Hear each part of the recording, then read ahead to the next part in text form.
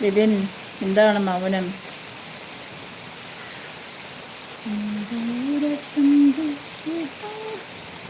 പാടുന്നില്ല, പോട്ടെ. ആ പാട്ട് വേണ്ട. സോണിലെ ഞാൻ പഴങ്കഞ്ഞി കുടിച്ചു കുറേ നാളായി. ആ, നല്ല കാര്യം. നല്ലതല്ലേ പഴഞ്ചോറ്? തലേന്നൊക്കെ വെള്ളത്തിൽ ഒഴിച്ചിട്ട് തൈര് എടുക്കണം, തൈര് ഒഴിച്ചിടണം. പച്ചമുളക് കാന്താരി ഉണ്ടെങ്കിൽ അത് അരിഞ്ഞിടണം, കറിവേപ്പിലുണ്ടെങ്കിൽ ഇടണം. പിന്നെ എന്താണ്, കൊതി വരുന്നത്,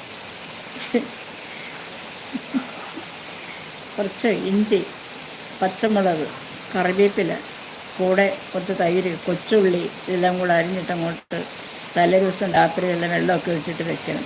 രാവിലെ എടുത്തും കൊണ്ട് കഴിക്കണം. എന്ത് സൂപ്പറാണെന്നറിയാമോ? ഓരോ ഫ്രൂട്ട്സും കഴിക്കണ്ട, ബോഡിക്കുള്ള തണുപ്പും നല്ല സുഖമാണ്.